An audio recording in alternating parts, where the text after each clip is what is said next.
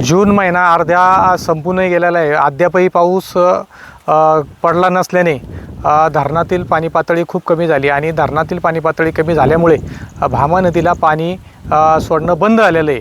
आणि त्यात जलसंपदा विभागाने येणाऱ्या काळातील पावले ओळखून दुष्काळ सदृश परिस्थिती निर्माण होती की काय असं लक्षात आल्याने पाणी शेतीसाठी पाणी वापर बंद केलेला आहे.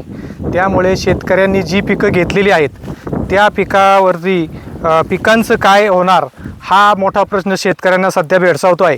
कारण पाणी नदीतून पाणी उपसा बंद केलेला आहे. तर याबाबत आपल्याशी काही स्थानिक शेतकरी आहेत, आपण त्यांच्याशी बोलणार आहोत की काय अडचण आहे तुमची आणि काय सांगाल तुम्ही. या ठिकाणी कसं आहे, आता पाणीच नाही. जी पिकं केलेली आहेत आता चालू पिकं आहे, हा माल निघत आहे. चालू माला जर पाणी जर नाही मिळालं तर आज हे जळून चालले पहा तुम्ही समोरच हे जळून चाललं आहे पीक. आणि आधीच शेतकरी कर्जाखाली दबलेला आहे आणि अजून आता एक कर्ज व्हायच्या मार्गावर आहे.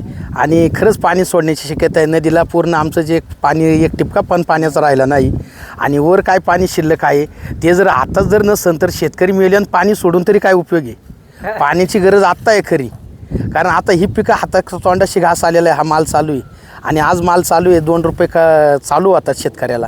आणि जर हे जर 2 रुपये नाही झाले आणि पुढेही दुष्काळाचा परिस्थिती निर्माण आहे तर निश्चित या धोरणाने सरकारने याचा विचार करावा. जो पाण्याचा विभाग असेल जलसंपदा त्यांनी लवकरात लवकर पाणी आहे ते सोडून शेतकऱ्यांना दिलासा द्यावा.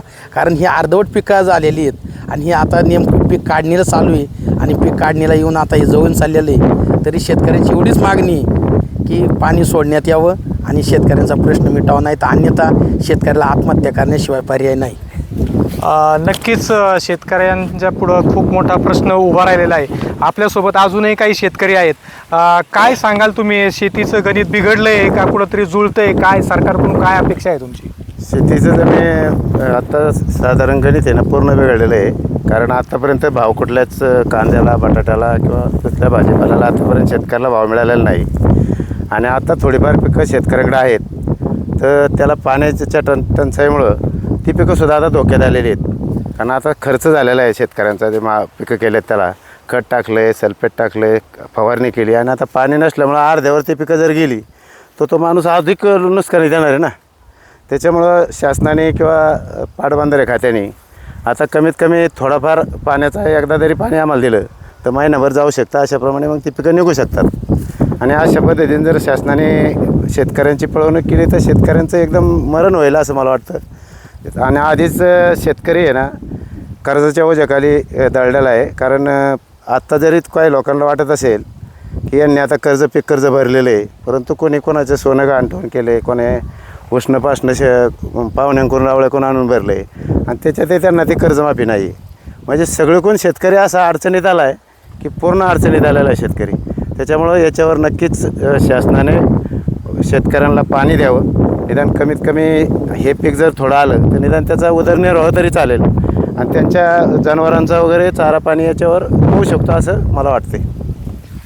नक्कीच सरकारचं धोरण आणि शेतकऱ्याचं मरण काहीशी परिस्थिती अशी निर्माण झालेली आहे. सध्या धरणातील पाणी उपसा बंद केल्यामुळे शेतकऱ्यांची उभी पिकं जळू लागलेली, करपू लागलेली आहेत. सरकारने याकडे तातडीने एक लक्ष देण्याची गरज आहे अशी शेतकऱ्यांकडून मागणी केली जात आहे. LS मराठीसाठी चंद्रकांत मांडेकर, चाकण, पुणे.